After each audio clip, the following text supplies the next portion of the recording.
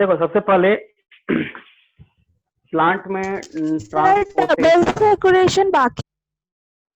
Double circulation मतलब वही तो पूछा था। ठीक है चलो, डबल सर्कुलेशन बाकी है ना। देखो हम लोग को ज्यादा देखना नहीं है, दो है डबल सर्कुलेशन, ठीक है। और उसके बाद फिर इसमें कुछ कुछ चीजें जो हम बता देंगे। देखो डबल सर्कुलेशन जो है वो दो पेज में, अच्छा बोर्ड क्लियर नजर आ रहा है? सर रेड रेड मार्कर आप नजर नहीं आ रहा सर। अच्छा ठीक है, शायद पता नहीं प्रॉब्लम क्या था, एक होने के बाद फिर दिक्कत होने लगता है।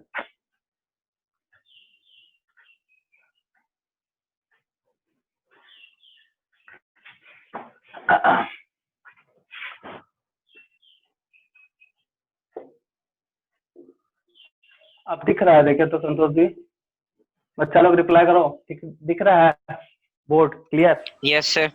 Yes sir. देखो डबल सर्कुलेशन जो होता है, डबल सर्कुलेशन में दो सर्कुलेशन एक साथ होगा, ठीक है। एकदम सिंपल वे में समझना, इसमें ज्यादा कुछ है नहीं। डबल सर्कुलेशन में दो फेज होता है, दो सर्कुलेशन बोलते हैं, एक बोलते हैं पल्मोनरी, एक बोलते हैं पल्मोनरी सर्कुलेशन, और एक बोलते हैं सिस्टमैटिक सर्कुलेशन। पहले समझ लो, हम लिखवा देंगे, ठीक है। इसमें होता क्या है, जैसे हम पल्मोनरी वर्ड ले रहे हैं, तो जैसे मान लो ये हार्ट है और लंग्स है, ठीक है। तो और ये हमारा ऑर्गन या फिर बॉडी हम लिख सकते हैं, ठीक है। बॉडी से वेन के थ्रू जाता है हार्ट में डिऑक्सीजन ब्लड, हार्ट से फिर लंग्स में होने जाता है, तो यहाँ पे पल्मोनरी आर्टरी के थ्रू लंग्स में चला गया, लंग से फिर बैक पल्मोनरी वेन के थ्रू आ जाता है हार्ट में। तो heart to lungs, lungs to heart, ये जो सर्कुलेशन होता है इसी को हम लोग बोलते हैं पल्मोनरी सर्कुलेशन, ठीक है। अब बॉडी से हार्ट, फिर हार्ट से बॉडी, ये जो सर्कुलेशन है यही होता है सिस्टमैटिक सर्कुलेशन, ठीक है। तो ये जो सर्कुलेशन हार्ट जो होता है, ये दोनों एक साथ काम करता है, क्योंकि अगर अगर रिलैक्स करता है तो बॉडी से हार्ट में ब्लड आता है और लंग से हार्ट में आता है, ठीक है। अगर कॉन्ट्रैक्ट करता है तो हार्ट से बॉडी में जाता है और हार्ट से लंग्स में जाता है। लेकिन यहाँ पे मैकेनिज्म बस इतना समझना है कि heart to lungs, lungs to heart, heart to lungs, lungs to heart, ये जो सर्कुलेटरी सिस्टम है इसको हम लोग बोलते हैं pulmonary circulation. And body to heart, heart to body, body to heart, ये जो मैकेनिज्म होता है उसको हम लोग बोलते हैं सिस्टमैटिक सर्कुलेशन। और इसी दो फेज से डबल सर्कुलेशन होता है, इसलिए दोनों एक साथ होता है, इसलिए बोलते हैं डबल सर्कुलेशन। अब यहाँ पे एक चीज है कि डबल सर्कुलेशन में का इंपॉर्टेंस क्या है, तो ध्यान रखना कि हमारे बॉडी का जो हमारे बॉडी में जो मेटाबॉलिज्म है बहुत ही ज्यादा हाईली कॉम्प्लेक्स है। अब मेटाबॉलिज्म है या फिर हम लोग के बॉडी का बहुत सारा एक्टिविटी जो होता है वो हाईली मतलब क्या बोल सकते हो, बहुत ही ज्यादा कॉम्प्लेक्स है, बहुत ही ज्यादा फास्ट होता है। तो जब फास्ट है तो उसको फास्टली एनर्जी भी चाहिए, और फास्टली एनर्जी अगर प्रोवाइड करना है तो हम लोग फूड पहुंचा देंगे, लेकिन अगर ऑक्सीजन फास्टली नहीं पहुंचा पाएंगे तो फूड ऑक्सीडाइज नहीं होगा, फूड ऑक्सीडाइज नहीं होगा तो एनर्जी मिलेगा नहीं। तो ब्लड ही एक ऐसा मीडियम है जो ऑक्सीजन को लेके जाता है, लेके आता है। तो हम लोग ये बोल सकते हैं कि डबल सर्कुलेशन के हेल्प से दो चीज, एक तो बहुत ही इफिशियंट वे में O2 मिलता है, और O2 जैसे इफिशियंट वे में मिला उसी हिसाब से एटीपी का फॉर्मेशन भी बहुत ही जल्दी फास्टली हो जाता है, इसीलिए ये इंपॉर्टेंट है डबल सर्कुलेशन। और इसी में एक चीज है कि हार्ट चैम्बर्ड में क्यों डिवाइड है, 4 चैम्बर्ड अलग अलग चैम्बर्ड है, क्योंकि अगर ऑक्सीजन इफिशिएंटली बॉडी को प्रोवाइड करना है तो सेपरेट करना ही, ऑरिकल एंड वेंट्रिकल या राइट ऑरिकल या लेफ्ट वेंट्रिकल अगर मिक्स कर जाए, दोनों के बीच में कोई सेप्टम ना हो, कोई डिवीजन नहीं, तो दोनों मिक्स हो जाएगा, उतना सही से हम लोग को एनर्जी मिल नहीं पाएगा। तो डबल सर्कुलेशन का इंपॉर्टेंस यही है कि हमारे बॉडी में जो ऑक्सीजन इतना ज्यादा इफिशिएंटली चाहिए वो प्रोवाइड करता है हमारा डबल सर्कुलेशन, जो कि 4 चैम्बर्ड हार्ट में होता है। जबकि 3 चैम्बर हार्ट में उतना ज्यादा एफिशिएंटली वो नहीं पहुंच पाता, 2 चैम्बर में तो और ज्यादा नहीं होता, क्योंकि वहां पे तो मिक्स हो जाता है दोनों, जो कि फीस में है, ठीक है। ये डबल सर्कुलेशन का फायदा है। ठीक है, अब इसके बाद हम लोग हार्ट बीट पढ़े थे। ठीक है, हार्ट बीट भी पढ़े थे। ब्लड प्रेशर क्या होता है? तो जब हार्ट से प्रेशर से जब ब्लड डिफ्यूज आउट होता है और वही प्रेशर हमारे हैंड, जब भी देखना एक मतलब कभी भी ब्लड प्रेशर चेक कराते हैं तो हम लोग को इस हैंड में बाएं हाथ में एक वो कवर अप करता है। ठीक है, ताकि उसमें हवा भरा जाए और आर्टरी के बीच का जो प्रेशर है वो प्रेशर उससे मेंटेन हो। और दूसरा चीज है कि हम लोग एक डिजिटल, अब तो डिजिटल आ गया है, तो हम लोग स्टेथो लगा के उसका पल्स रेट चेक करते थे, तो वहां पे ये पता चलता है कि ब्लड प्रेशर जो है वो 1 मिनट में उसका जो ब्लड प्रेशर है नॉर्मल है कि नहीं। क्योंकि जैसे 120/80 लिखेंगे, जब कॉन्ट्रैक्शन होगा तो उस टाइम पे वहां पे हल्का हल्का साउंड दिख जाता है स्टेथो। अगर स्टेथोस्कोप को तुम लगाओगे यहाँ पे इस रीजन में, तो 120 पे जैसे ही आएगा तो वहां सिस्टोलिक प्रेशर का आवाज तुमको क्लियरली सुनाई देगा। फिर वो जब नीचे आता है तो डायस्टोलिक प्रेशर 80 में है, तो ये भी जब 80 में आएगा तो उस तरह पे वो साउंड सुनाई देता है। अगर यही चीज अगर चेंज होगा, मान लो 80 में ना जाके 70 सुनाई दिया, तो क्या पता चलता है कि नहीं ब्लड का प्रेशर लो है। 80 की जगह 90 में सुनाई दिया, 120 की जगह 30 में सुनाई दे दिया, तो उससे पता चलता है कि नहीं वो ब्लड प्रेशर हाई है। ये पिछले क्लास हम लोग डिस्कस किए भी थे। और देखो, ब्लड प्रेशर के लिए एक इंस्ट्रूमेंट है जिसको बोलते हैं स्फैग्मोमेनोमीटर। पहले आता था मैनुअल, बट अब डिजिटल जो आ गया है तो उसमें जो रहता है वो HG वगैरह रहता है, जिस कारण वो मूव करता है। ठीक है, तो उसमें यही है। जो सर्कुलेशन है तुम्हारा हार्ट का, सर्कुलेशन बस इतना ही मेन तुम्हारा हार्ट का मैकेनिज्म इंपॉर्टेंट है। दूसरा, 4 चैम्बर्ड हार्ट क्यों है, क्योंकि 4 चैम्बर्ड और 3 चैम्बर्ड के हिसाब से वो डिफरेंस भी देता है। डबल सर्कुलेशन का क्या फायदा है, ये सारा डिस्कस हो गया है। ठीक है, और ये इंपॉर्टेंट है, ये पूछेगा। ठीक है, तो हार्ट का हम लिखा दिए थे डबल सर्कुलेशन नहीं लिखा थे। Heart beat, double circulation, blood pressure, ये 3 चीज बचा हुआ सर है ना। पल्स रेट क्या होता है sir? Pulse rate is equal to heart rate. Pulse rate हमारा आर्टरी और वेन का जो होता है ना, आर्टरी का जो मेनली आर्टरी वॉल का जो प्रेशर होता है उसको हम लोग बोलते हैं पल्स रेट। वही पल्स प्रेशर जो बोल सकते हो, पल्स रेट। क्योंकि pulse rate is equal to heart beat. जो हार्ट बीट से हार्ट बीट का जो ये मैकेनिज्म है, ये कॉन्ट्रैक्ट रिलैक्स, क्योंकि यहाँ कॉन्ट्रैक्ट होगा तो ब्लड बाहर जाएगा, यहाँ रिलैक्स होगा तो कहीं ना कहीं प्रेशर भी जो है वो नीचे जाता है। तो हार्ट बीट रेट जो और पल्स रेट दोनों सेम होता है, क्योंकि हार्ट से ही कनेक्ट है हमारा पूरा जो वेन, सॉरी आर्टरियल वेन है, वहां का प्रेशर और वहां का बीट। ठीक है, क्योंकि हार्ट बीट करेगा तो वो भी बीट करेगा। तो पल्स रेट और हार्ट, पल्स रेट में क्या है कि आर्टरीज का रेट देखते हैं हम लोग, और हार्ट बीट में हम लोग हार्ट का देखते हैं कि 1 मिनट में वो कितना बार धड़कता है, और इसमें हम लोग आर्टरी का देखते हैं, मतलब ब्लड वेसल्स का देखते हैं। ये दोनों में डिफरेंस है, लेकिन दोनों का इक्वल है। ठीक है, ये चीज है। यही है तुम्हारा डबल सर्कुलेशन। ठीक है, इसको लिखते हैं, फिर हम लोग आगे प्लांट का स्टार्ट करेंगे, क्योंकि प्लांट में ट्रांसपोर्ट है वो टिश्यू से होता है। 9th में भी तुम लोग पढ़े होंगे। तो टॉपिक दो डबल सर्कुलेशन। ठीक है सर टेस्ट का क्वेश्चन में सर कुछ पूछना था सर। पूछो। Sir in bacterial photosynthesis hydrogen donor is?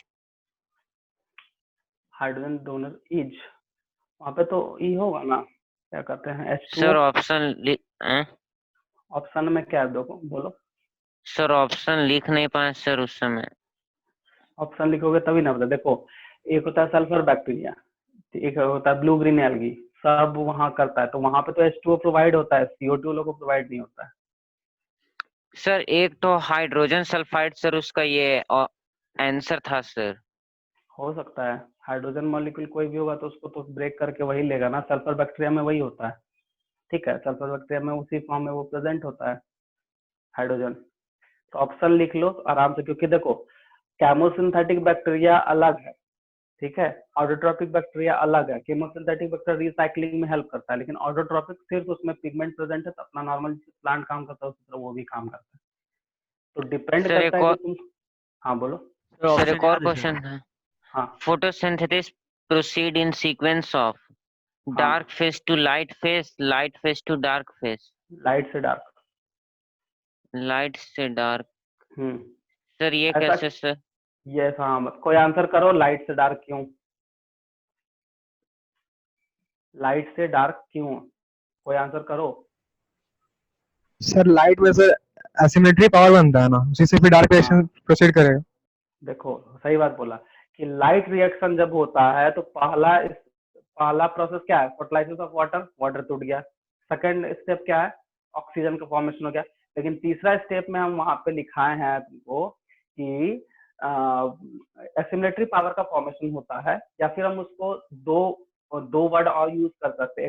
एक होता है रिड्यूसिंग एजेंट जो NADPS2 है, और एक होता है कि फॉर्मेशन ऑफ ATP। तो जब तक NADPS2 नहीं मिलेगा और ATP नहीं मिलेगा तब तक डार्क रिएक्शन का मैकेनिज्म कंप्लीट नहीं हो सकता। इसलिए सब्जेक्टिव क्वेश्चन भी बनता है कि कैसे डार्क रिएक्शन डिपेंड करता है लाइट पे, क्योंकि लाइट का जो प्रोडक्ट है सिमेट्री प्रोडक्ट है, सिमेट्री पावर का प्रोडक्ट होता है जो NADPS2 ATP जिसको बोल रहे हैं, वो यूज हो जाता है किसमें, डार्क रिएक्शन। इसीलिए लाइट पहले फिर डार्क होगा। समझ में आया? सर ऑप्शन याद है सर हाइड्रोजन वाला का?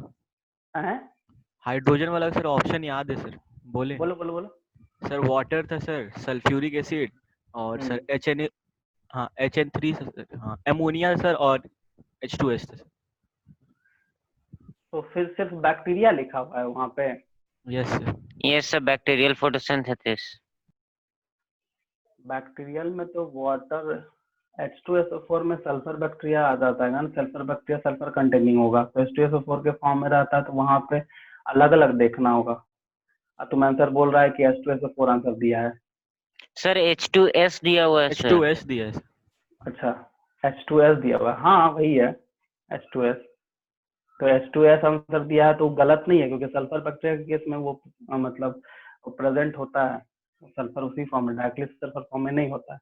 ठीक है, तो क्या कि H2O भी, जैसे मान लो अगर तुम ब्लू ग्रीन एल्गी की बात करो तो उसमें कुछ है ही नहीं, ना सल्फर है ना आयरन है, क्योंकि सल्फर बैक्टीरिया भी करता है, आयरन बैक्टीरिया भी करता है, उसमें पर्पल वगैरह जो है और कुछ बैक्टीरिया वगैरह है जो कि सारा जो है वो ऑटोट्रॉप करता है, जो कि camo osmotic sorry camo autotroph में उसको लिखते हैं हम लोग। ठीक है, तो ऑप्शन के हिसाब से अगर H2S दिया है तो गलत नहीं है, और H2O भी गलत नहीं होता है, क्योंकि ब्लू ग्रीन एल्गी का अगर हम बात करेंगे तो ब्लू ग्रीन एल्गी में जो वाटर होता है वो उसमें सल्फर वगैरह सॉरी वाटर वो डायरेक्टली वो ले सकता है, तो ये चीज है, उनके हिसाब से आंसर कर सकता है। लेकिन आंसर ऐसा दिया है तो उसको मेंशन करना चाहिए कौन सा बैक्टीरिया किसके केस में यूज होगा। ठीक है, क्योंकि ये सल्फर बैक्टीरिया के केस में होगा यूज, और sulphur bacteria is a chemotrophic organism, इसीलिए। ठीक है सर लाइट फेज और डार्क फेज से थोड़ा सा बता दीजिए ना सर। भूल गया या रिवीजन नहीं किया? सर मतलब वो क्लास नहीं किए थे सर पहले से, पहले वाला कुछ क्लास नहीं कर पाए थे। अच्छा ठीक है, हम क्लास मतलब ये टॉपिक खत्म करते हैं फिर, क्योंकि मतलब बीच में ना स्टार्ट करने से फायदा नहीं है। हम प्लांट इसको खत्म कर लो, पहले लिख लो, क्योंकि दो तीन चीजें इसको आधे ठीक घंटे सर। में खत्म हो जाए फिर हम उसको करा देंगे। ठीक है, कोई दिक्कत नहीं। ठीक सर। बीच में तो आधा अधूरा, क्योंकि फिर प्लांट मान लो प्लांट नहीं भी होगा कोई बात नहीं, बस खत्म हो जाएगा तो ठीक है। हार्ट बीट लिखवाए थे बताओ तो? हार्ट बीट नहीं लिखा होंगे, चलो ठीक है, डबल सर्कुलेशन पर लिखते उसका हार्ट बीट लिखते हैं। ठीक है, डबल सर्कुलेशन लिखो।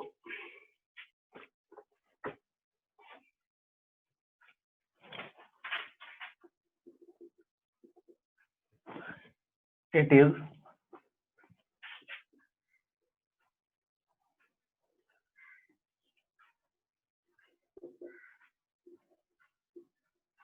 same blood, passage of the same blood twice through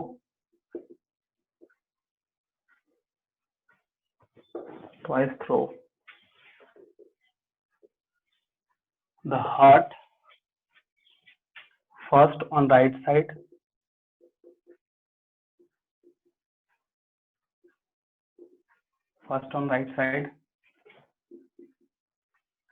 then on left side,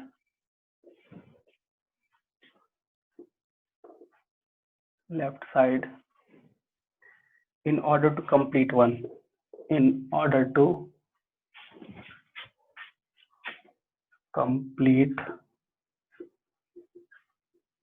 cycle.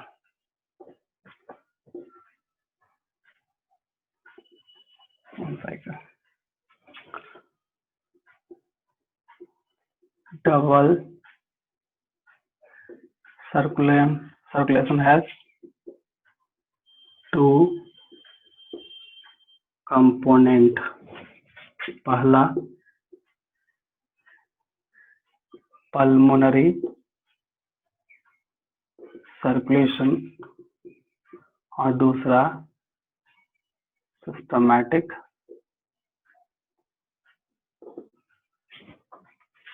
circulation.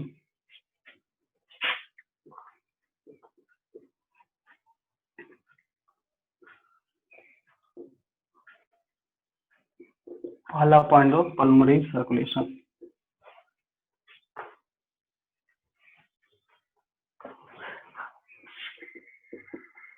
It is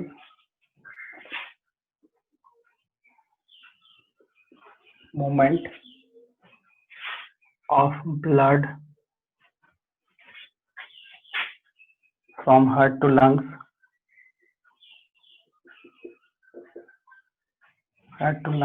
and back,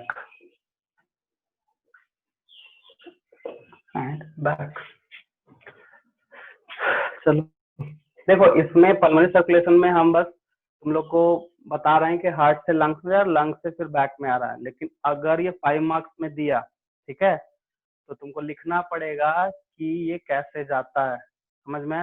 right ventricle से पल्मोनरी आर्टरी के थ्रू लंग्स में जाएगा, एक्सचेंजिंग होगा, फिर वहां से पल्मोनरी वेन के थ्रू लेफ्ट वेंट्रिकल में आएगा। इतना तुमको लिखना पड़ेगा, हम क्लियर कर देते हैं अभी, ठीक है ना? बट अभी हम डायरेक्ट लिखा रहे हैं, it is the movement of blood from heart to lungs and back, बस ये चीज लिखा है। अगर ये मार्क्स 3 मार्क्स में आ गया और अगर यही 2 चीज पूछा तो वो तो ऐड कर देना, जो कि तुम्हारा इसमें हम लिखा चुके हैं, हार्ट वाले मैकेनिज्म में लिखा चुके हैं, ठीक है? तो इसको अगर वैसा होता है तो वहाँ 3-4 लाइन उसको ऐड कर लेना। अभी हम बता भी दिए कि लिखना पड़ेगा कहाँ से, तो राइट वेंट्रिकल से पल्मोनरी आर्टरी के थ्रू लंग्स में जाएगा, वहां एक्सचेंज ऑफ गैसेस का मैकेनिज्म करेगा डिफ्यूजन के थ्रू, और फिर लंग से पल्मोनरी वेन के थ्रू लेफ्ट ऑरिकल में आएगा। यही प्रोसेस को हम लोग बोलते हैं पल्मोनरी सर्कुलेशन, ठीक है? यही है। इसको स्क्रीनशॉट लो फटाक से, स्क्रीनशॉट लो सब, टाइम का थोड़ा कमी है, स्क्रीनशॉट लो, आराम से नोट करना घर पे। हो गया?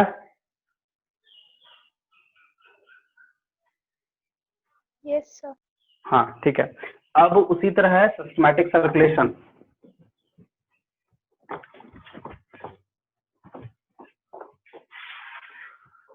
Systematic circulation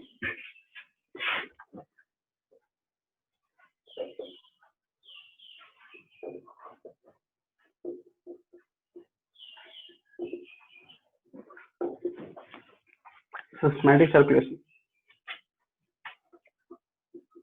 It is the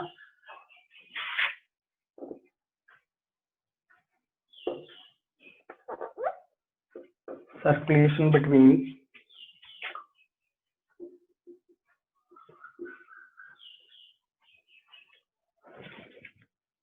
between heart and parts of body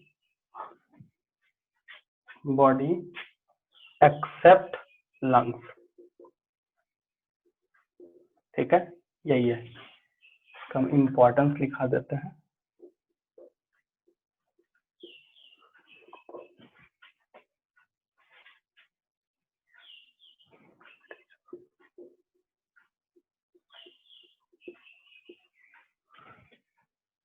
Quick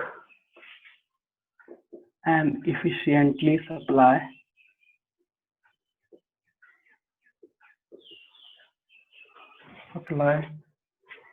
of oxygenated blood to all body parts for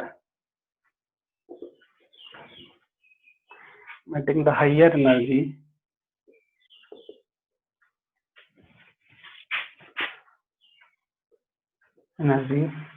to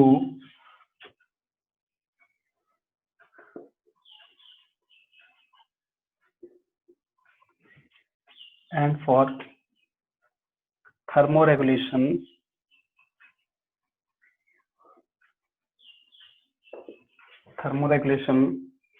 of body in mammals and birds। ठीक है, ऐसा क्यों है? क्योंकि ये 4 चैम्बर्ड है, डबल सर्कुलेशन में होता है। ठीक है,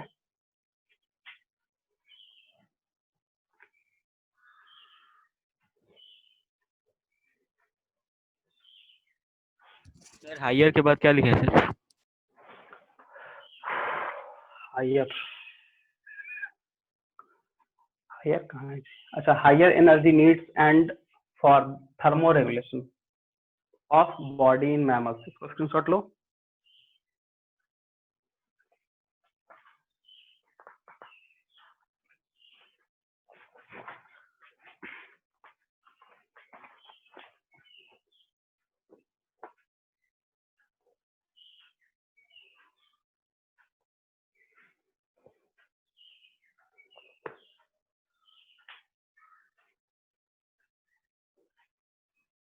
हो गया, स्क्रीनशॉट ले लिया सब? Yes sir. ठीक है, अब नेक्स्ट पॉइंट है heart beat. Heart beat,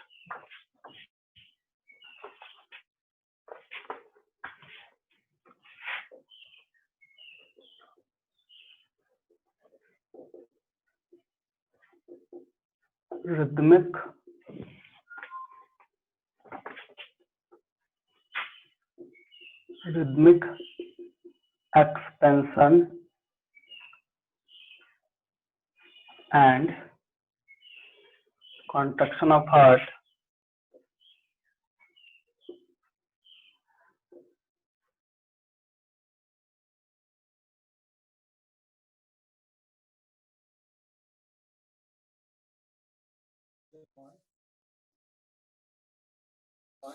heartbeat,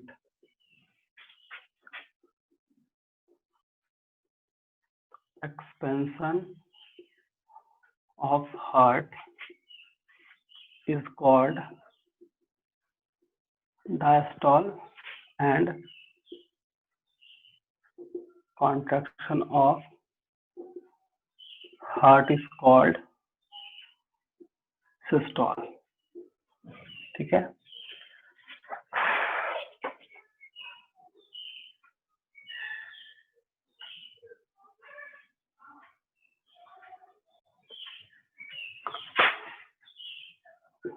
heart rate per minute in adults। ठीक है,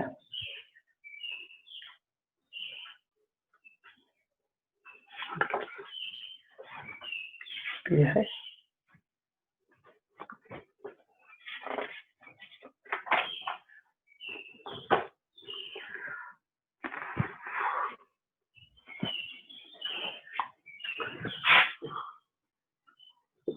हार्ट साउंड।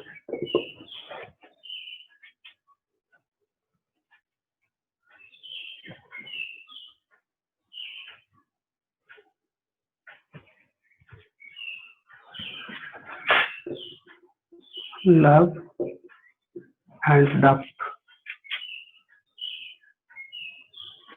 तो ये longer duration sound,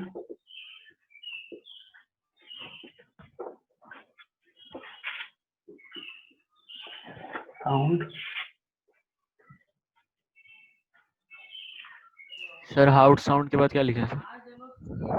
heart sound का लव, लव लिखा है, LUBB लव, पहला साउंड लव है, डायरेक्टली हम लिख दे रहे हैं। लॉन्गर साउंड ड्यूरेशन, तो ये होता है, कैसा होगा? Due to simultaneously closure of tricuspid and bicuspid, tricuspid and bicuspid, और ब्रैकेट में लिखोगे एट्रियोवेंट्रिकुलर वाल्व, एट्रियोवेंट्रिकुलर वाल्व बोलते हैं। ठीक है, और डप जो है DUP डप, ये है slower, shorter, sorry shorter duration sound बोलते हैं इसको। और ये जो होता है due to simultaneously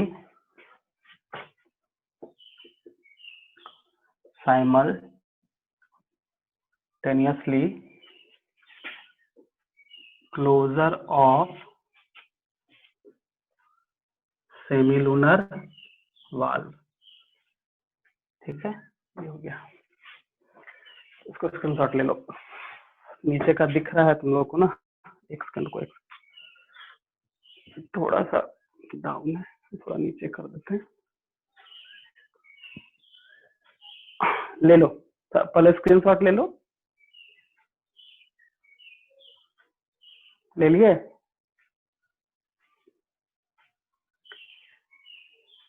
hello, sir closure of के बाद क्या है? क्लोजर ऑफ सेमिलुनर वाल्व, ऊपर है या नीचे, कौन सा, लब में या डप में? Dub.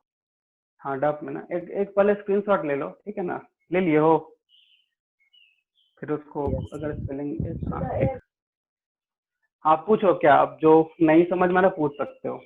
Simultaneously closure of semilunar valve लिखा हुआ है, ठीक है। लॉन्गर ड्यूरेशन साउंड के बाद से देखो लिखा हुआ है लब जो है, फर्स्ट साउंड लब, लॉन्गर ड्यूरेशन साउंड, उसके बाद लिखा है ये साउंड होता कैसे है, तो due to simultaneously closure of tricuspid and bicuspid, और इसी को कंबाइंडली बोले एट्रियोवेंट्रिकुलर वाल्व, ठीक है।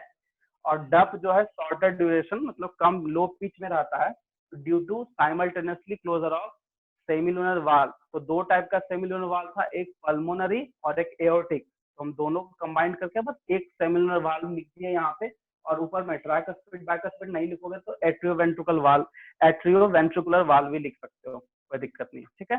अब जैसा ऑप्शन आएगा उस हिसाब से देना, बट ट्राइकस्पिड बाइकस्पिड रहता है ऑप्शन में, तो हम इसलिए उसको लिख दिए। और सेमिलुनर में, ठीक है, सेमिलुनर में रहेगा तो सेमिलुनर ही रहता है, लेकिन अगर इसको ट्विस्ट करना रहेगा तो पल्मोनरी और एरोटिक जो वाल्व हम लिखाए थे, वो समझाए थे, वो वाला जरूर वहां पे उसको मेंशन कर लेना, ठीक है, इससे होता है। ये हो गया हार्ट बीट, हार्ट साउंड हो गया। अब एक है बस ब्लड प्रेशर, इसको मिटा रहा है। ब्लड प्रेशर छोटा सा चीज है, उसको लिख लेते हैं 3-4 लाइन में, खत्म हो जाएगा, फिर हम लोग का जो डाउट है वो करेंगे clear.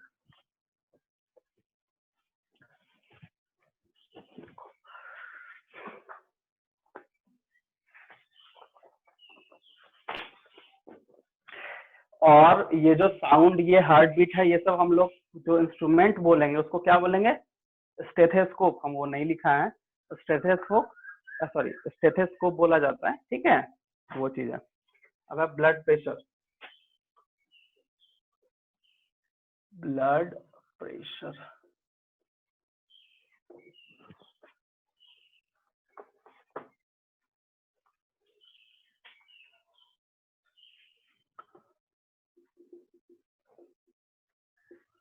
it is the pressure exerted by forceful flow of blood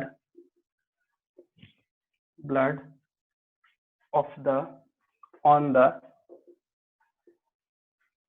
elastic wall of arteries.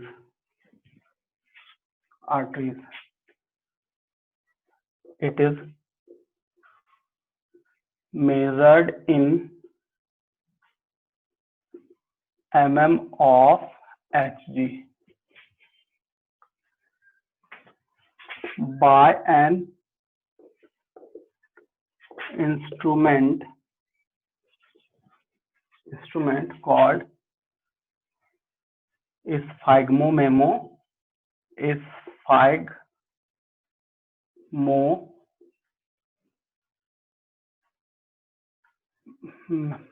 sphygmomanometer,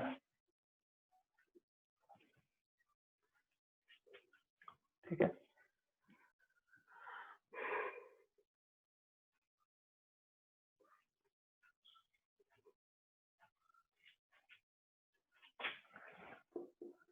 blood pressure 120/80, तो ऊपर जो है वो सिस्टोलिक प्रेशर है, मतलब कॉन्ट्रैक्शन के कारण जो प्रेशर होगा, और नीचे जो है डायस्टोलिक प्रेशर है। ठीक है, ये हो गया, टॉपिक खत्म। चलो इसको स्क्रीनशॉट ले लो, इसमें कुछ समझना है तो पूछ सकते हो, बस यही है।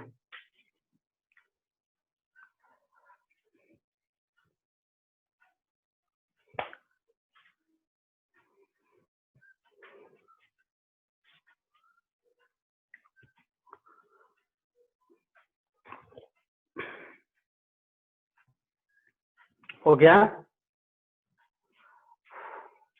Yes sir. हाँ ठीक है, ये टॉपिक खत्म हो गया। अब इसमें एक छोटा सा चीज है लिम्फेटिक सिस्टम या लिम्फ, उसको हम लोग थोड़ा समझ लेते हैं, 5 मिनट का चीज है।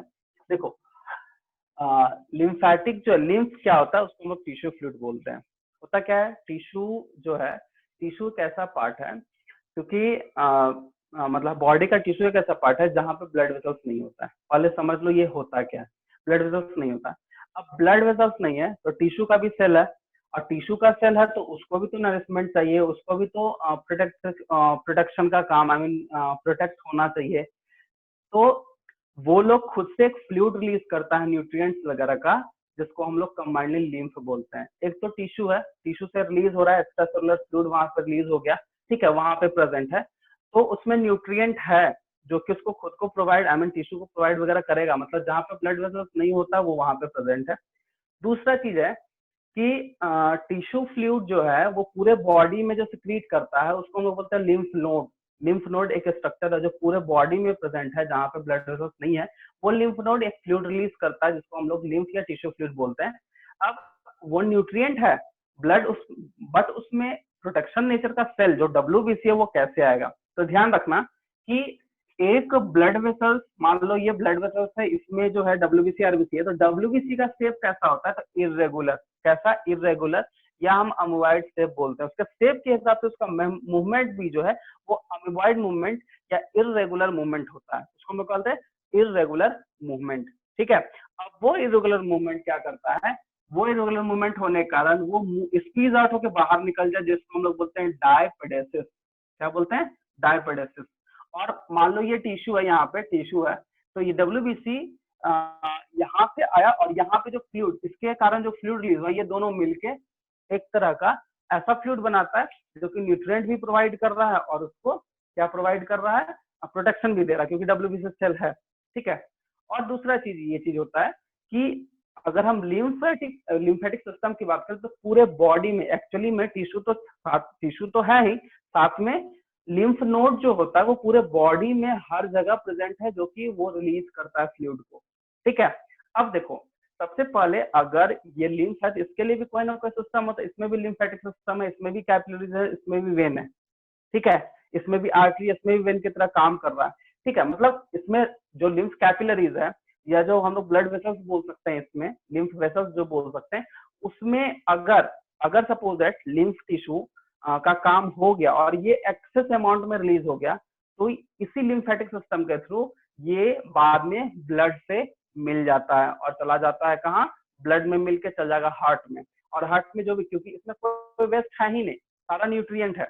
न्यूट्रिएंट मतलब उसमें जो भी न्यूट्रिएंट, प्रोटीन वगैरह जो अमाइनो एसिड्स वगैरह प्रेजेंट है, साथ में WBC है, सब कुछ उसमें यूजफुल है, वेस्ट कुछ है नहीं। ये लिम्फेटिक वेसल्स के थ्रू चला जाएगा ब्लड में, हार्ट के पास, वहां मिल जाएगा, हार्ट के अंदर में जो ब्लड है उससे मिल जाएगा, और जो न्यूट्रिएंट वगैरह है वो फिर वही ब्लड उसको यूज में लेते आता है। ये लिम्फ। तो लिम्फ का दूसरा नाम टिश्यू फ्लूइड इसलिए बोलते हैं क्योंकि ये कहीं ना कहीं ये टिश्यू से भी रिलीज होता है, इसीलिए। और ऐसे अगर लिम्फ का बात करें, लिम्फेटिक सिस्टम का बात करें, तो पूरे बॉडी में लिम्फ नोड है जो कि ये फ्लूइड को रिलीज करने का काम करता है। ठीक है, ये हो गया। तो सर्कुलेशन का टॉपिक में जो लिम्फ वगैरह, आई मीन हार्ट तो बता दिए, लिम्फ भी खत्म हो गया। ठीक है, अब एक का जो बोल रहे थे कि डाउट के लिए, तो हम बता देते हैं उसको। ठीक है, देखो लाइट एंड डार्क रिएक्शन, जब फोटोसिंथेसिस की बात करते हैं तो फोटोसिंथेसिस का जो मैकेनिज्म है वो 2 फेज में कंप्लीट है। चलो उससे पहले एक बात बताओ, लिम्फ टिश्यू में दिक्कत है, अगर किसी को कुछ नहीं समझ में आता है फिर से पूछ सकते हो, उसके बाद हम आगे डाउट में जाएंगे। सर लिम्फ एक बार फिर से बता दीजिए ना सर। तो बोलो, हम पूछेंगे तब। नहीं समझ में आया कोई बात नहीं। देखो, लिम्फ एक फ्लूइड है जिसको हम लोग दूसरा टिश्यू फ्लूइड बोलते हैं। टिश्यू जो है ग्रुप ऑफ सेल से बनता है, तो एक तो वहां से फ्लूइड रिलीज होता है, दूसरा लिम्फ को रिलीज करने के लिए पूरे बॉडी में एक लिम्फेटिक सिस्टम है। जब सपोज दैट मान लो ये एक लिम्फेटिक सिस्टम की तरह बना रहा है, ये नेटवर्क में रहेगा मेन इसका। जैसे मान लो ये नेटवर्क में, ये जो दिख रहा है तुमको सर्कल छोटे छोटे जो हम यहाँ बना रहे हैं, इसी को हम लोग बोलते हैं नोड, इसी को बोलते हैं नोड।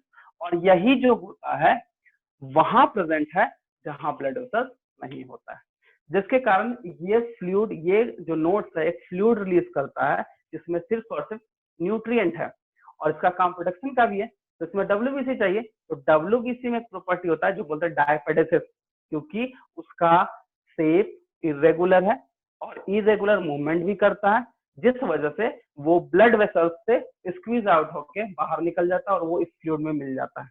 अब जब ये डब्ल्यूबीसी मिल गया, न्यूट्रिएंट भी मिल गया, तो ये जहां जहां ब्लड वेसल्स नहीं है वहां वहां पे इसको एक तरह का न्यूट्रिशन प्रोटेक्शन वगैरह प्रोवाइड करता है। लेकिन अगर एक्सेस हो जाएगा तो ये भी जो इसमें भी कैपिलरीज है, वो कैपिलरीज के थ्रू हार्ट में चला जाएगा।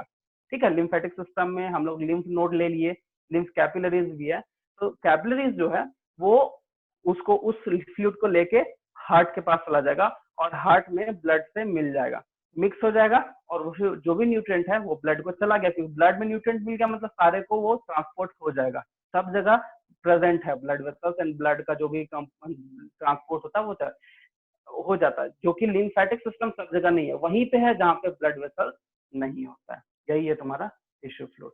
ठीक है, और लिम्फेटिक सिस्टम को second heart of the body वो बोलते हैं। हार्ट ऑफ द बॉडी इसलिए बोलते हैं क्योंकि इसमें डब्ल्यूबीसी का ट्रांसपोर्टिंग है, डब्ल्यूबीसी का काम है, न्यूट्रिएंट का काम है। ठीक है, इसे second heart of the body भी बोला जाता है लिम्फेटिक सिस्टम को। ठीक है, अच्छा ये सर बॉडी में ब्लड वेसल सर कहाँ पर नहीं है सर? जैसे tissue tissue tissue tissue epithelial tissue में वगैरह का जितना टाइप में सब कहीं पे ब्लड वेसल्स नहीं है, क्योंकि टिश्यू और ब्लड वेसल्स अदर किसी ऑर्गन से कनेक्ट होगा तब ना ब्लड वेसल्स आएगा, लेकिन उस दोनों के बीच में बेसमेंट मेम्ब्रेन होता है, तुम लोग पढ़ा होगा 9th में जो भी पढ़ा होगा, बेसमेंट मेम्ब्रेन होता है जो दोनों को सेपरेट करके रखता है, तो वो प्रेजेंट है। ठीक है, ठीक और सर। पूरे बॉडी में टिश्यू है। तो एक छोटा सा एग्जांपल है, ऐसा नहीं सिर्फ टिश्यू में ही नहीं है, बहुत ऐसा पार्ट है जिसमें नहीं है, बट एक एग्जांपल अभी तक तुम लोग का जो अभी है उसमें तुम लोग टिश्यू बहुत अच्छे से समझे होगे 9th में, तो उसमें जो एपिथेलियल टिश्यू में नहीं होता है ब्लड वेसल। ठीक है, ये चीज है। ठीक है, तो अब हम लोग आते हैं, बोल रहे थे फोटोसिंथेसिस, तो हम उसको बता देते हैं। देखो ध्यान रखना, फोटोसिंथेसिस का डिफिनेशन वगैरह सब समझ ही रहे होगे। तो फोटोसिंथेसिस जो कंप्लीट होता है उसके लिए 2 फेज है। ठीक है, एक को हम लोग बोलते हैं लाइट फेज,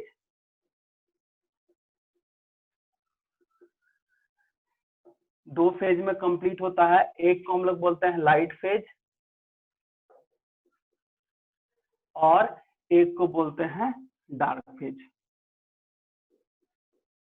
डार्क फेज, ठीक है। तो लाइट फेज में क्या है समझो, जब लाइट फेज होता है तो इसका दूसरा नाम है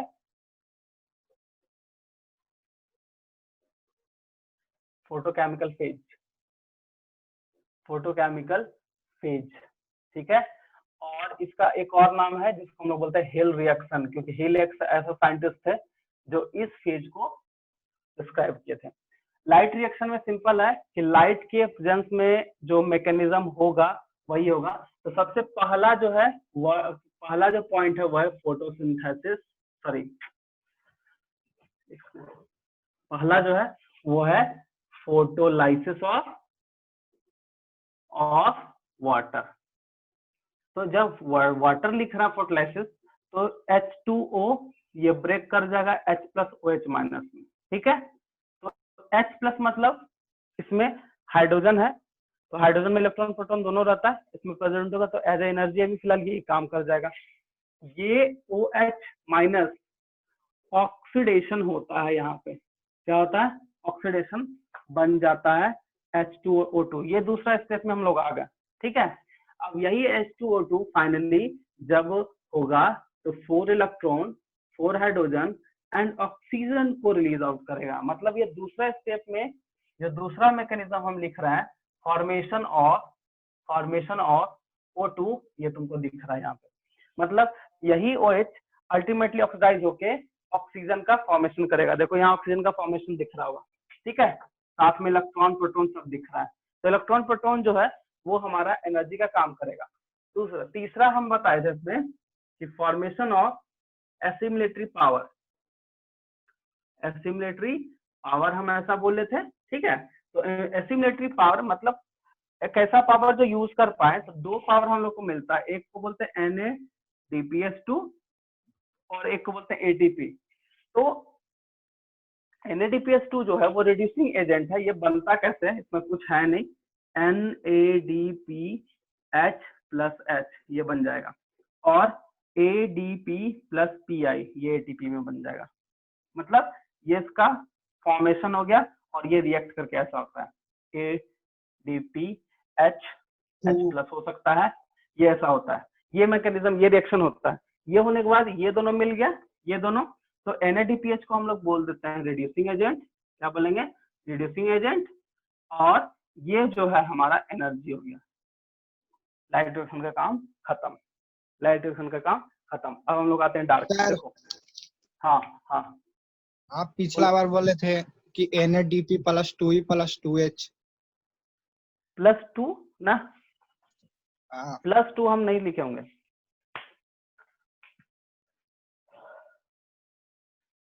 नहीं सर आप लिखवाए थे सर।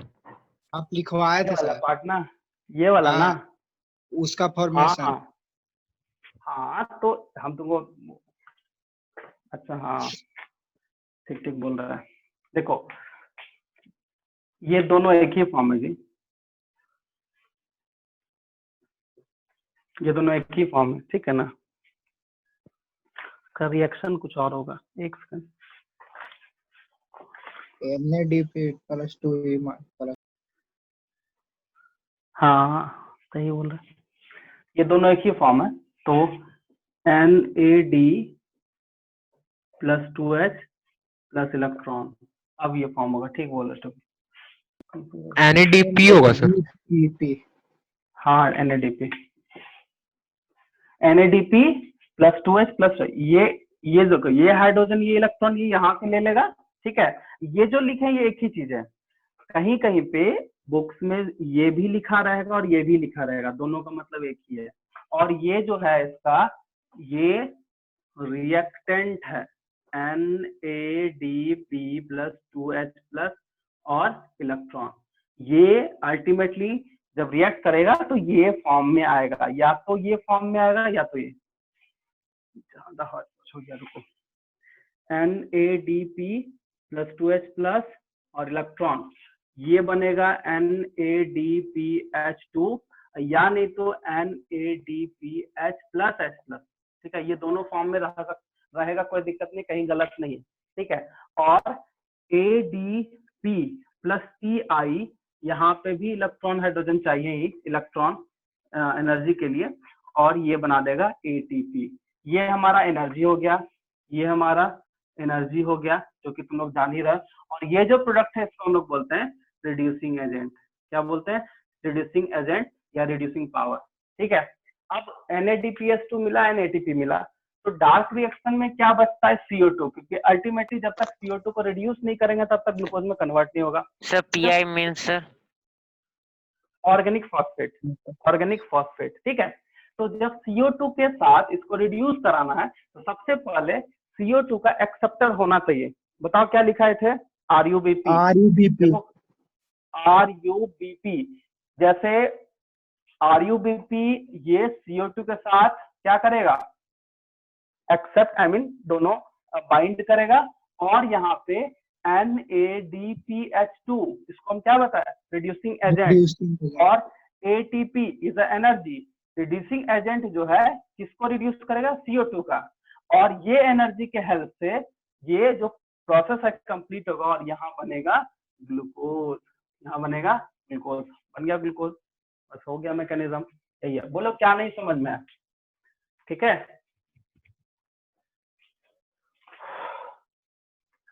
बोलो क्या नहीं समझ में आया, जो नहीं समझ में पूछ सकते हो। आरयूबीपी जो हम लिखे हैं ये एक्सेप्टर है, जब और डिटेल में स्टडी करोगे तो आरयूबीपी इसलिए हम लिखा क्योंकि ये मेन पॉइंट है, क्योंकि आरयूबीपी नहीं होगा तो CO2 को बाइंड या एक्सेप्ट करने वाला कोई मॉलिक्यूल नहीं होगा, ठीक है।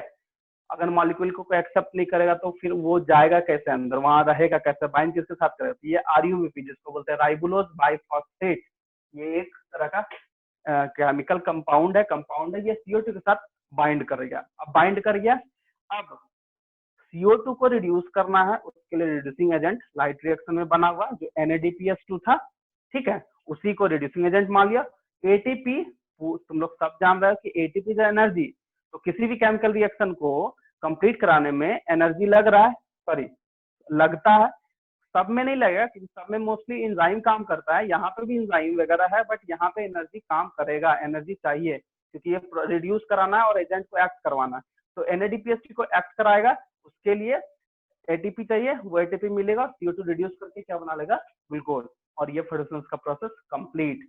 और ध्यान रखोगे तुम लोग को हम पहले जो भी बताए हैं उसके अलावा कुछ चीज है कि ये दोनों साइमल्टेनियसली होता है, दिन हो रात हो कभी भी होगा, ठीक है। ऐसा नहीं कि दिन में नहीं है, सॉरी दिन में लाइट है तो रात में डार्क है, ऐसा कहीं नहीं है।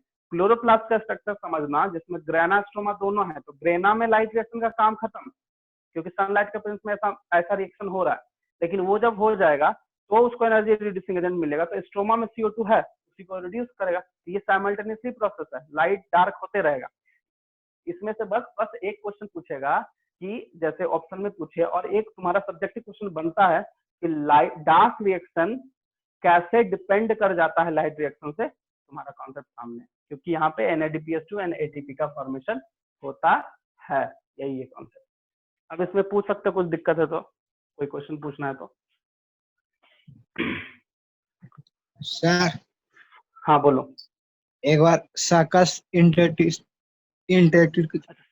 बता दीजिए ना। ठीक, सकस इंटरेक्टस क्या होता है। अच्छा पहले ये बताओ, ये क्लियर हो गया जो पूछ रहे थे, क्लियर हो गया, ठीक है, हो गया ना, कोई दिक्कत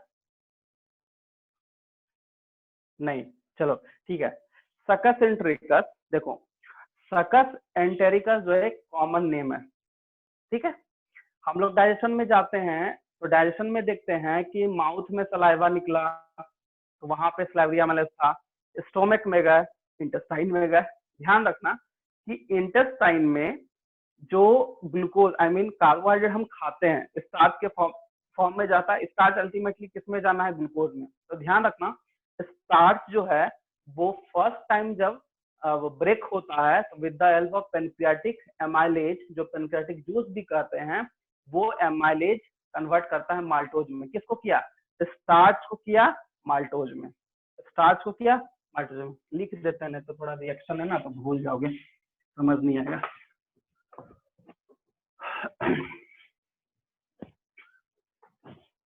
देखो एक ही एग्जांपल देके बता रहे हैं, ठीक है, तो ध्यान देना। स्टार्च है तो स्टार्च जब इंटेस्टाइन में जाता है तो यहाँ पे पेनक्रियाटिक एमाइलेज है, आई मीन पेनक्रियाटिक जूस बोलते हैं इसको, ये कन्वर्ट किया माल्टोज में। क्या माल्टोज सिंपल फॉर्म में आया, नहीं आया, क्योंकि इंटेस्टाइन में हो रहा है। अब एमाइलेज का काम खत्म, तो माल्टोज फिर टूटता है ग्लूकोज में।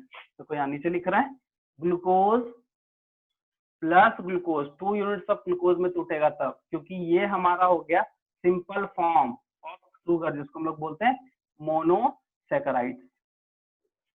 सिंपल फॉर्म, इसको मोनोसैकेराइड बोलेंगे। और माल्टोज को हम लोग बोलते हैं डाइसैकेराइड्स, और इसको बोलते हैं polysaccharides. Poly is a complex, poly को कन्वर्ट किया डाई में, एमाइलेज कन्वर्ट किया, तो एमाइलेज का तो काम खत्म। अब माल्टोज से ग्लूकोज में कन्वर्ट कौन करेगा, तो इंटेस्टिनल वॉल, जो इंटेस्टाइन का वॉल है वहां से कुछ एंजाइम निकलता है जिसको इंटेस्टिनल जूस भी बोला जाता है, या एंजाइम भी बोलते हैं हम लोग। तो इंटेस्टिनल जूस को कॉमनली जो है सकस एंटेरिकस बोला जाता है।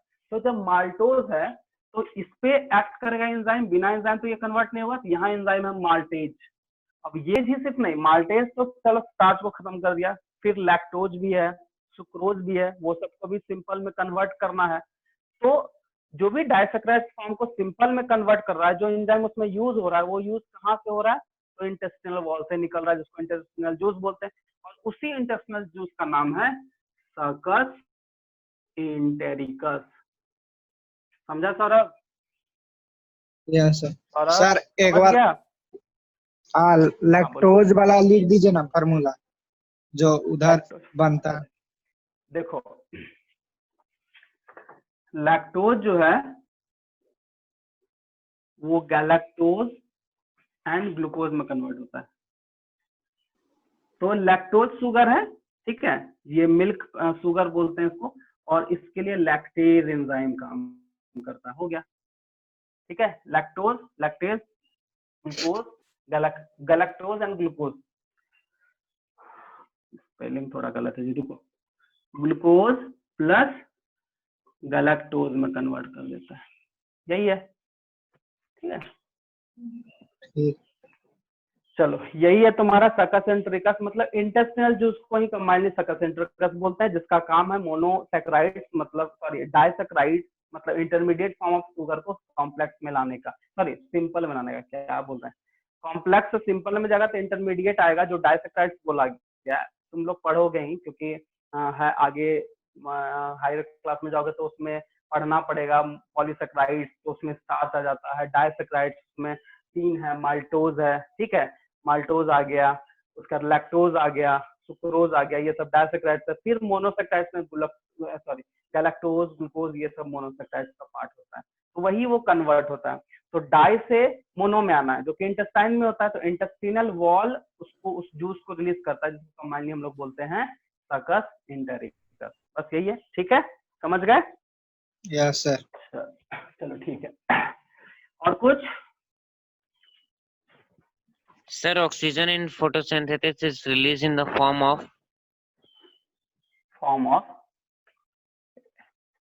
क्या ऑप्शन क्या है? सर ऑप्शन तो सर नहीं लिखे थे।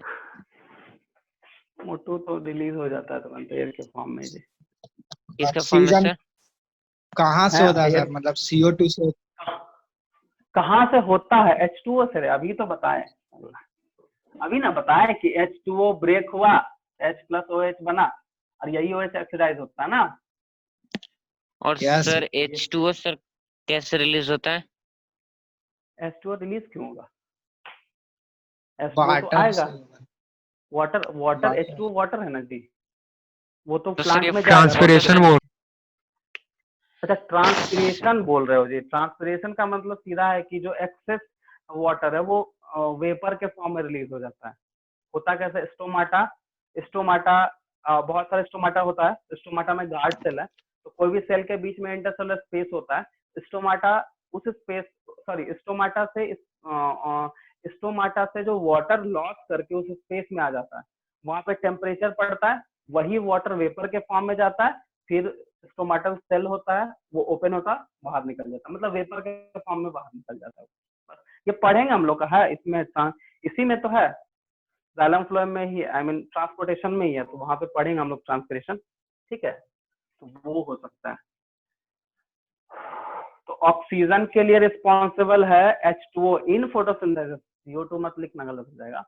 और दूसरा H2O कहाँ से मूव करता है, तो ट्रांसपिरेशन है। एक्सेस वाटर जब लॉस करता है तो वेपर के फॉर्म में लॉस होता है, तो इसी प्रोसेस को बोलते हैं ट्रांसपिरेशन, जो कि वो होता है, ठीक है ना। और कुछ? गार्ड सेल का sir opening sir active transport में आता है, हाँ, और वहाँ उसका पे 2 चीजें। क्लोजिंग क्लोजिंग तो इस पे K+ का कंसंट्रेशन के हिसाब से काम करता है। क्लोजिंग मतलब तो सर क्या है सर, एक्टिव है कि पैसिव हो जाएगा? पैसिव जब हो जाएगा, गार्ड सेल जब क्लोज होगा तो वो पैसिव हो जाएगा, ठीक है।